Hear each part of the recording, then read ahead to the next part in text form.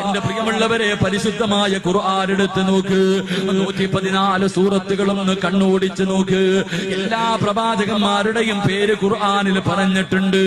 ആദം നബിയുടെ പേര് പറഞ്ഞിട്ടുണ്ട്, ഇബ്രാഹിം നബിയുടെ പേര് പറഞ്ഞിട്ടുണ്ട്, നൂഹ് നബിയുടെ പേര് പറഞ്ഞിട്ടുണ്ട്, യഹ്യാ നബിയുടെ പേര് പറഞ്ഞിട്ടുണ്ട്, യാക്കൂബ് നബിയുടെ പേര് പറഞ്ഞിട്ടുണ്ട്, സുലൈമാൻ നബിയുടെ പേര് പറഞ്ഞിട്ടുണ്ട്, ഈസാ നബിയുടെ പേര് പറഞ്ഞിട്ടുണ്ട്. അല്ലാഹുവിന്റെ ഖുർആൻ എടുത്തു നോക്ക്. ഈ പറഞ്ഞ പ്രവാചകന്മാരുടെ പേര് പറയുന്ന ആയത്തൊന്ന് ഓതി നോക്കണം. എന്റെ പ്രിയമുള്ളവരെ, എല്ലാ ആയത്തിലും അല്ലാഹു പേരാണ് വിളിച്ചത്.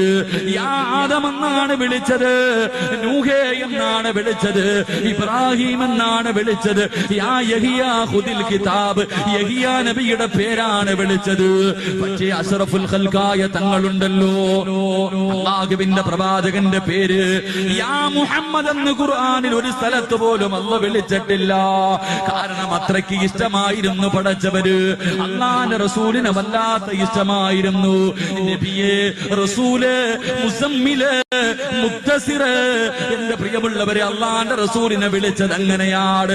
മുഹമ്മദുർ റസൂലുള്ളാഹ്, മുഹമ്മദുർ റസൂലുള്ളാഹ്.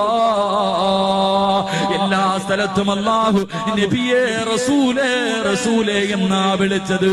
കാരണം അല്ലാഹുവിന്റെ നബിയെ വല്ലാത്ത ഇഷ്ടമായിരുന്നു.